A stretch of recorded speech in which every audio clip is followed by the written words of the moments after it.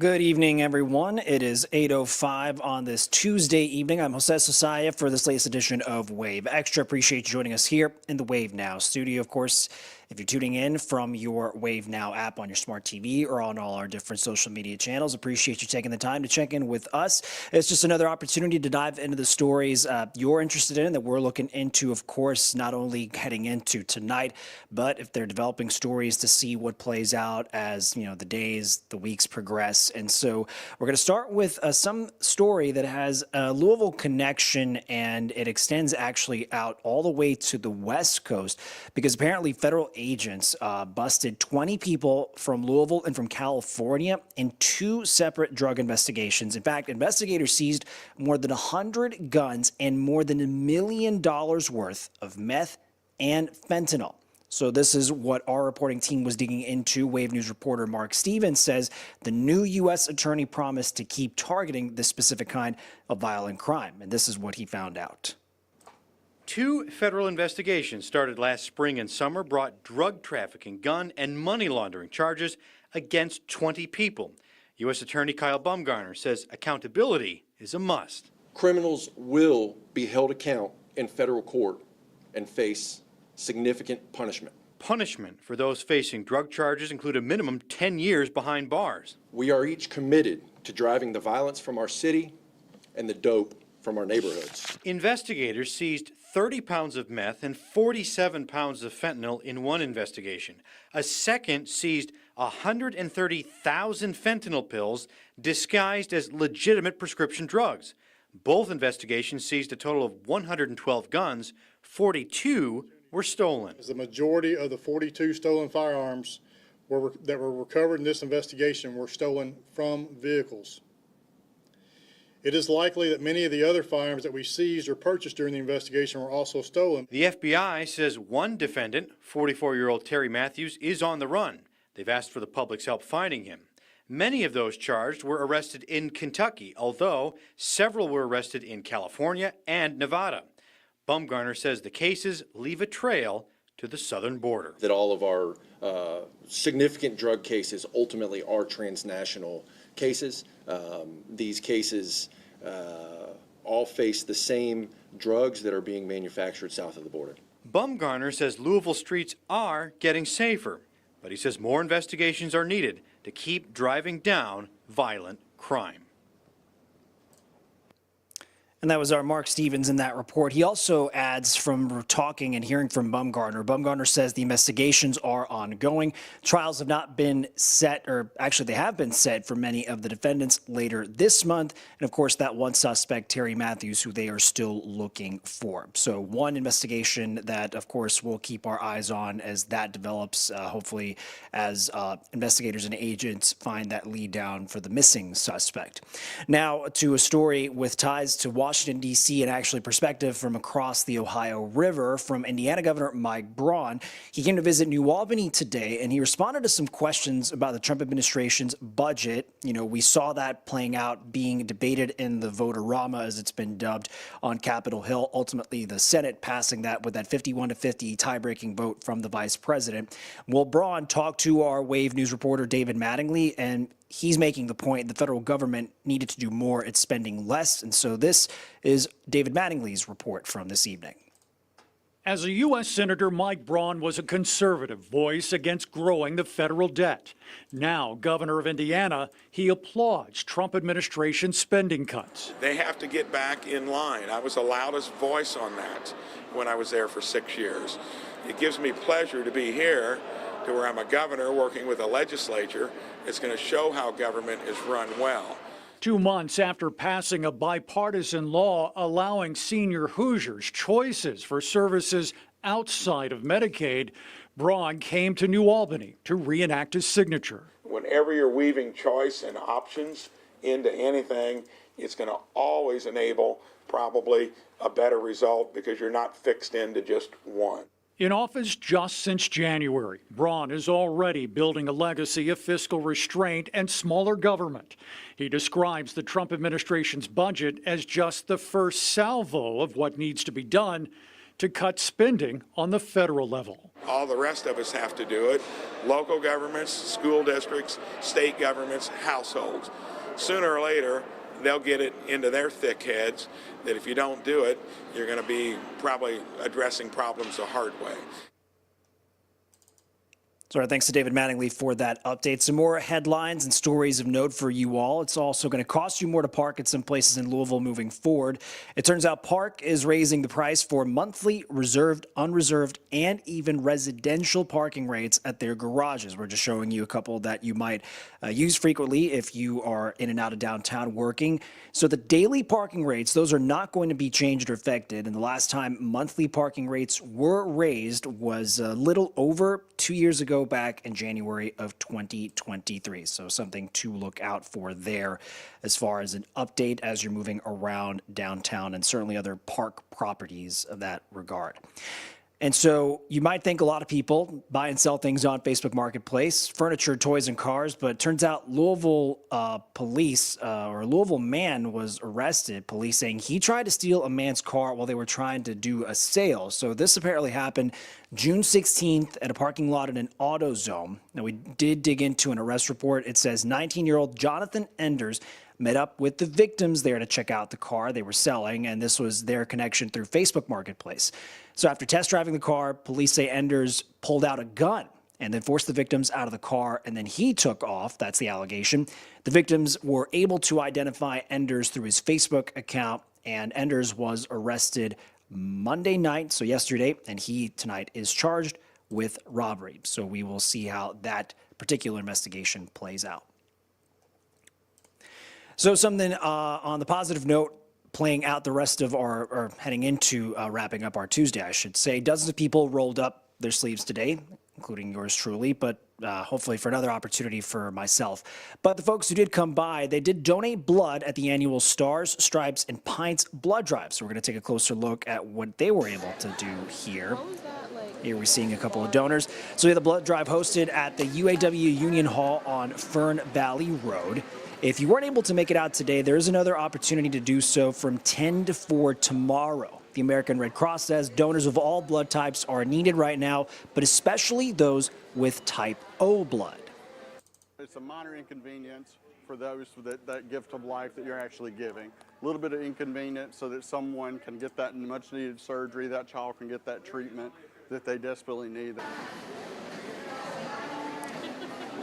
Now, if you donated, there are some free perks involved. American Red Cross saying there is a chicken dinner option, a ticket to Six Flags amusement parks, including Kings Island, as well as a pair of sunglasses. So an opportunity to give back in that manner. And for one more little headline and story to wrap up at least this part of tonight's edition of Wave Extra. So for months now, Metro leaders say they've been working to try to stop this trend of copper wire thefts. Now, if you've unfortunately been the victim of that, you know how much of a headache it can be if thieves are looking for those materials that are coming from cars and a bunch of other machinery. So leaders are saying that this is the kind of crime that causes millions of dollars in damage. And to their point, it also affects things like 911 calls where time is of the essence in an emergency. So Wave News reporter Kirsten Foote has a little bit more on where Metro stands on their effort to fight this kind of theft. Interstate lights are considered critical infrastructure. They light the way and keep drivers safe. They've also been hit badly by copper wire thieves. Now on Tuesday, Mayor Craig Greenberg says the Metro has seen positive change when it comes to cracking down on these thieves. He credits that to two things. Number one being a new law passed by the General Assembly this year that makes it a felony to disrupt critical infrastructure while stealing copper wire. Before, it was a misdemeanor. He also says new tampering devices put on infrastructure that alert law enforcement when someone is stealing copper wire have helped. Those two things came into play at the end of May when 42-year-old Joseph Halbert was arrested for stealing copper wire from interstate poles, caught by the new tampering detectors. He's also the first in the state to be charged with the new law. For this reason, he says things are looking up, and he has a clear message for those who try to deter the progress. We will continue to catch them, we will continue to prosecute them, and hold them accountable to stop these actions. Metro leaders also announced a new tip line to help get the public involved on cracking down on these thefts. If you see something, you're asked to call 582-CLUE. They say a $5,000 reward will also be given to qualified tips. Reporting in Louisville, Kirsten Foote, Wave News. And our thanks to Kirsten for that update for sure. As a reminder, you could always check out our website, wave3.com. That'll take you to all the latest updates. In fact, if we pull it up there, you can see that is the actual file we had just pulled up. So we'll take you to the website, of course, pertaining to the stories. You saw updates from David, from Mark, from Kirsten, of course, local and national headline updates for there anytime. And of course, as those updates come in, you can also get those push alerts on your favorite smartphone and devices that way as well. Now, coming up after the break, of course, breaking down two perspectives, one from inside the courtroom from our Alina Noakes as far as today's testimony in Bowling Green in the Brooks Houck and Joey Lawson case regarding Crystal Rogers. So we're going to get Alina's notes and summaries from inside the courtroom first as the prosecution rested. And a little later this part of tonight's segment of Wave Extra, you're going to hear from our legal analyst, Leland Hulbert. So we're going to take a quick break. Be right back with more Wave Extra.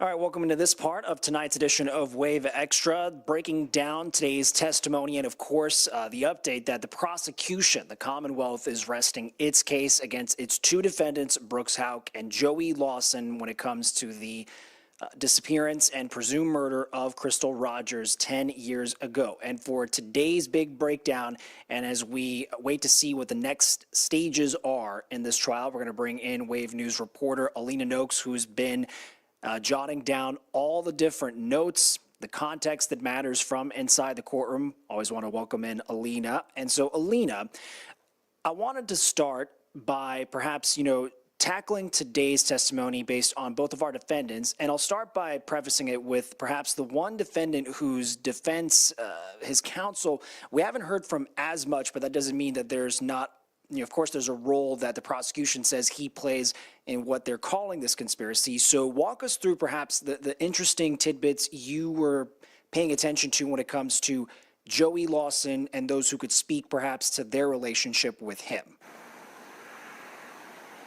Yeah, so we actually had in the last 2 days maybe the most evidence against Joseph Lawson brought up in this case. You know, going into this trial, you're right, we haven't heard that much from his attorneys, and I kind of thought that they had, at least the prosecution, had the most that had been like put out there about Joseph Lawson and the allegations against him, strictly because we heard so much from his dad, Steve Lawson, and I thought, well, if Steve Lawson has testified to all of this, then surely there's some evidence there that they can bring up against Joseph Lawson. Not necessarily anything his dad has said, but maybe some other things. And that's something that has been a little bit maybe lacking in some ways up until the last 2 days. So I want to talk a little bit about that. The first being, there's been some discussion a little bit during this trial about just Joseph Lawson's cell phone data. So 2 people are supposed to have called him that night of July 3rd when he was on the Bluegrass Parkway.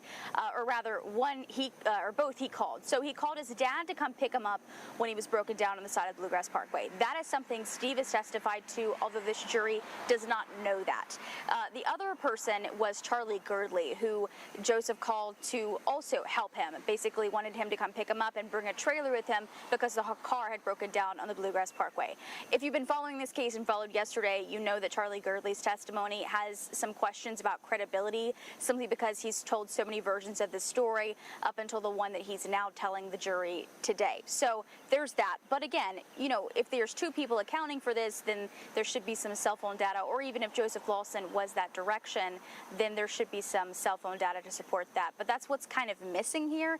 There's no cell phone data that has been on record, at least, tracking his phone to that location where Crystal's car was on the Bluegrass Parkway. But the difference there versus some tracking of like Steve Lawson's phone to that point is that he didn't have the same kind of network, and therefore it didn't bounce off the same towers that Steve Lawson's cell phone did that placed him at that location. Or if you're the defense, you say that it placed him on Boston Road. So I want to clarify that. That was a point today that was kind of brought up. One of the very first things brought up is that there was no cell phone data to really indicate that. But the LMPD digital forensics expert Tim O'Daniel testified that the data they did have, or rather had requested for Joseph Lawson's cell phone data, was coming from a tower dump 8 years after this case began, so when the FBI really got involved. And he said tower dumps can be really inaccurate, and if they are done not within the first month of that ping on that tower, and that he wasn't using the same towers, he was using some like third-party kind of tower. So it's very likely that it either couldn't have pinged off that tower, or that the data is simply missing because the data records were requested so late. So I'm going to point that out because that's kind of like a nuanced point I haven't been able to talk about in any other show, but I thought was interesting as another layer to this whole missing cell phone tracking of Joseph Lawson on the Bluegrass Parkway. And that's the key allegation against him, is his movement of Crystal's car to the Bluegrass Parkway that night. On top of that, though, we heard some witness testimony that is more characterization today of some things he had said. These are people very close to him at one point in his life. First, his ex-stepmom, Rebecca Greer. He dated her daughter as well. They had a child together. And this testimony she said today is from a conversation she overheard while the two were arguing.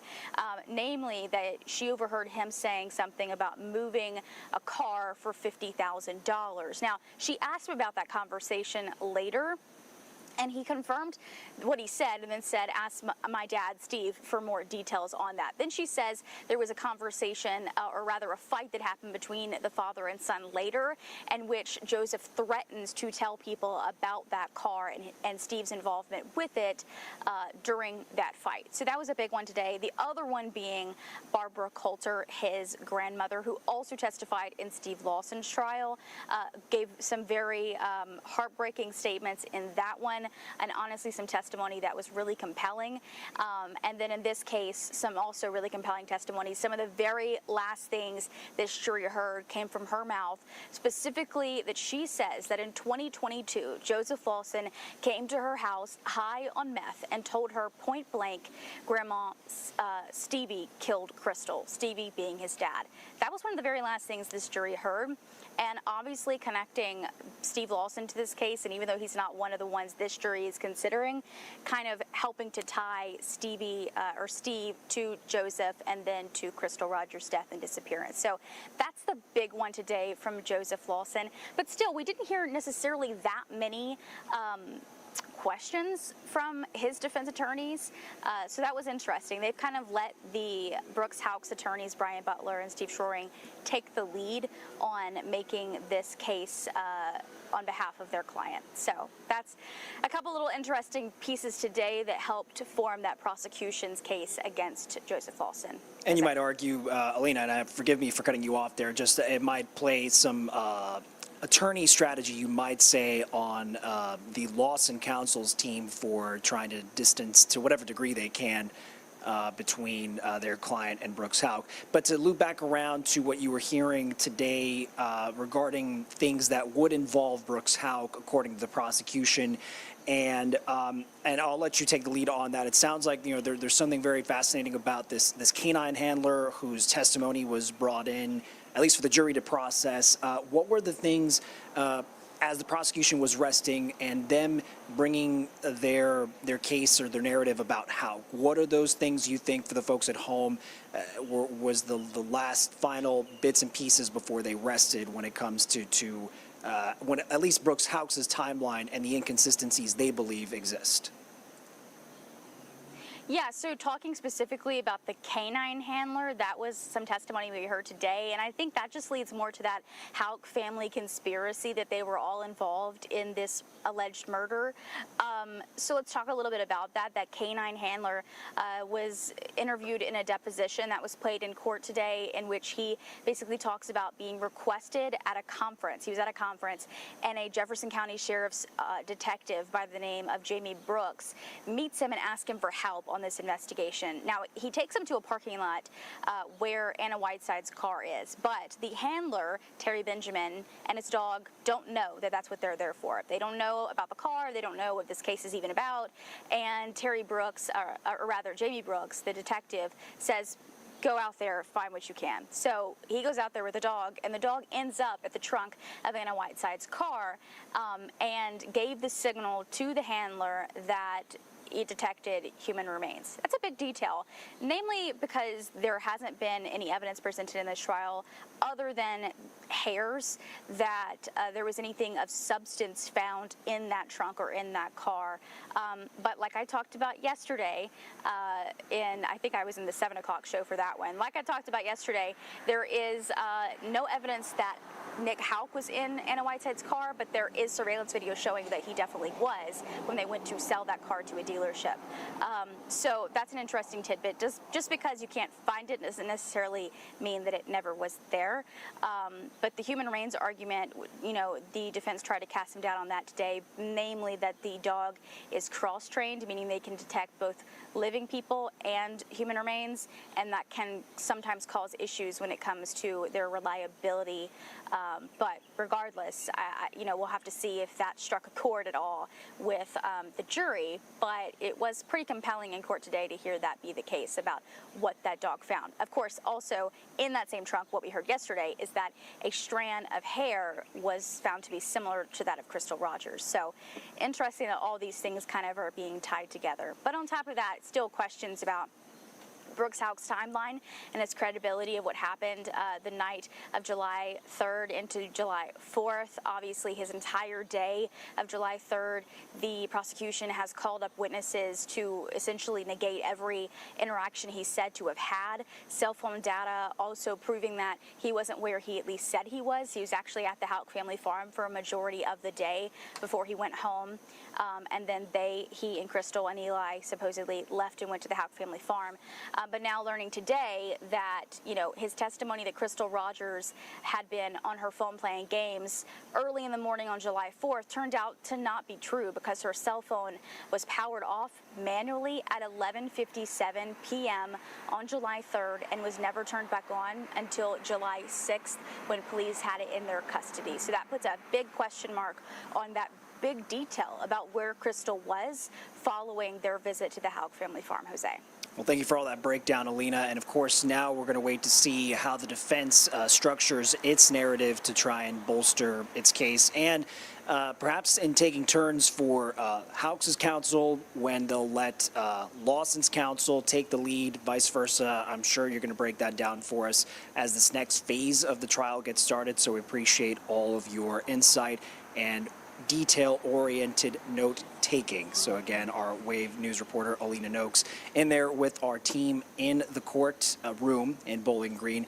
And of course, Alina is going to provide a little bit more insight for us tonight on Wave News at 11 and continue to do so as this trial still plays out. So Alina, thank you for joining us. We'll check back in soon. Thanks, Jose. So our thanks to our Alina Noakes there in Bowling Green with that update. As the prosecution rests, of course, the next stage, we'll have to see what both defense counsel's approach will be in the remaining phase of this particular trial. So coming up after this break on Wave Extra, you're going to hear our breakdown on these notes of testimony from our legal analyst, attorney Leland Hulbert. So we'll be right back with much more Wave Extra.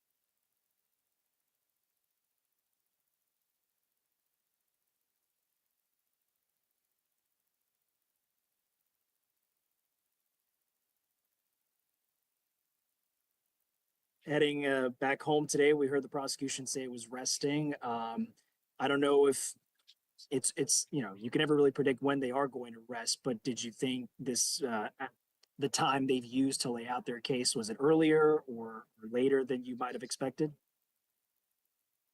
I would say it's about what I expected only because the similar cast of characters was so fast last time. The trial process I would have expected was longer for the first trial and longer for this trial, but given the speed of the first one, this one seems about right. Um, you know, it the witnesses are going pretty quickly, and to be honest, that's the way most trials should go. But for many different reasons, they often get delayed longer than that. I wanted to ask you about, there was some nuance with the the canine element to this, the witness that came up, and sort of the story that had connected the detective to bringing, this handler and the dog up there. What what value do you think the prosecutors see in wanting to bring these guys in, and then of course the defense had its opportunity to rebut? In essence, just the value for prosecution and defense for this canine handler or witness. Well, it sounds pretty compelling that there was a hit. I mean, these dogs are extremely well trained, and they're especially trained not to give false positives. Now, I think there was some errors made. If there wasn't a video, there wasn't notes. Apparently, things were missing because it's 10 years old, or notes were missing. There was no video of the dog hitting. There was no picture of the dog hitting. I mean, you're not going to see. Yeah, I don't know if there are any attacks on the handler himself. Just really the way he proceeded and did things. So I still think it's compelling. I mean, people have sort of a soft spot for animals, and they have a lot of belief in science. This is kind of a combination to where I think it's memorable. I think that the dog hit will be discussed heavily in the jury room. Now, how much weight is given to it and how believable is it? I don't know, because it doesn't sound like the hair that was found was a 100% match, but it was consistent with crystals. So, I think it obviously doesn't help the defense, but it also doesn't sew it up completely for the prosecution either. Any other witnesses in the notes you were checking, Leland? Something they offered that stood out to you? Um, there was the fact that Joey may have been offered $50,000. That's compelling, but not really provable. I don't see any proof of where he had any large expenditures or any money. The comment that he may have made about the hogs and the hair and the teeth, apparently, I find that to be pretty compelling because no one really knows what happens to this body, and I'm not sure the prosecution is clinging to that absolutely, but it may explain why there's no body. I mean, I don't know if they're going to get into that more through defense witnesses or just leave it alone and argue it at closing. That if the hogs can completely go through a body, that would explain why there's no traces. Maybe no DNA, no smells, no hits by a dog, that kind of thing. So um, that was interesting. I thought it's something else that can be used as a building block. And there was the witness, I think, Barbara, who was, I guess, the maybe the mother of Steve and grandmother of Joey, Mhm. who mentioned some things that may have been said. And there was also, the notes didn't tell me exactly what this meant, but there was a CPA as well. And I think that she testified about some things that Joey may have said, or the fact that there were some threats to release information and when they got in a fight or things like that. I mean, that's somewhat compelling because it's their own family members. And then there was this random meeting with the CPA. I didn't read a lot of notes about that, but I don't know how far it went, or just to show that Brooks had an odd meeting with the CPA a week before the mother of his child disappeared. And who knows what that could mean. That if there's not much more to it, I wouldn't say that's overly compelling, but it's another thing to perhaps. The big battle here is Brooks's timeline and Brooks's story against what the prosecution can prove. And the moment the jury thinks that he's lying, I think it's easier for them to walk that bridge to him being guilty of a murder. Now, obviously, I don't know this for sure, but I think the defense is going to present some witnesses or experts to try to refute some of the things the Commonwealth has introduced. I can't imagine they have a defense strategy that with this many skilled attorneys and they just say nothing except the closing argument. So I've been wrong before about this trial and trying to predict things, but I do think they'll probably put forth some witnesses. One thing I wanted to ask you before I let you go for tonight was just sort of this moment. Maybe it's a procedural thing you can walk me through and the audience through. Is the prosecution says it's resting its case, and there's a moment based on some notes I'd been reading elsewhere where it sounds like the defense was wanting Judge Sims. They're requesting. It sounds like it was a directed verdict again, but this sort of goes to the point you and I have discussed before about once again they've never produced a body, no murder weapon. So touching on the lack of direct evidence and basing it on the circumstance, it sounds like based on all accounts, the judge, I guess, had this latitude, but it seems like we're still moving forward with the case. Could you walk us through kind of procedurally what the judge is processing there and what's going to happen moving forward? So when the prosecution rests their case, a defense attorney 99 times out of 100 will ask to have the charges dismissed because the prosecution didn't present enough evidence. Now, they can make that just a vanilla statement, or they can make it into something that's more tangible. And in this case, the defense had specific reasons it should have been dismissed. And, the judge kind of gave a roadmap to what we're going to see in closing by saying, well, this is believable, or at least this was stated, these things were stated. And, the judge isn't going to dismiss a case after the prosecution's evidence unless the Commonwealth has produced almost no evidence that one of the two parties didn't have any criminal culpability. So, but he seemed to go a little further, according to the notes, and kind of specifically state things, which he's supposed to do. But, that may help give the news and other people kind of a roadmap to what the prosecution may argue as well at closing.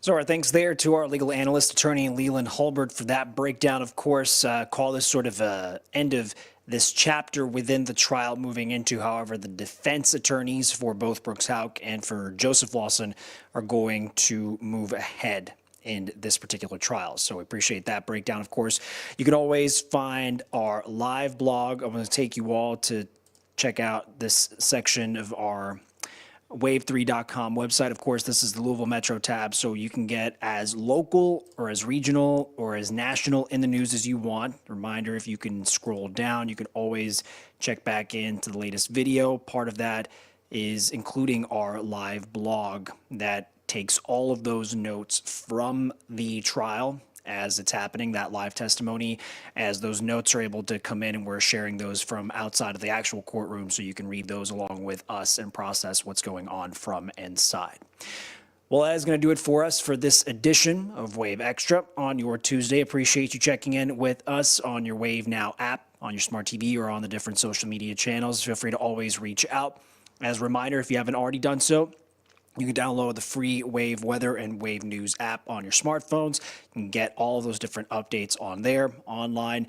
Join us tonight for Wave News at 11. You're going to hear the latest updates in an Oldham County meeting, I should say. Our Logan Perone is going to dive into the details, perhaps if you're familiar with or have been paying attention to the controversy surrounding proposed data center. And it sounds like there was a meeting today involving city leaders and certain members of the public that got a little heated, a little testy. So Logan will break down what was said in that particular meeting. Ryan Houck in tonight for Chief Meteorologist Kevin Harnett. So Ryan will let you know how to be prepared as we move in through the latter part of the week, getting, of course, closer to July 4th. Appreciate your time.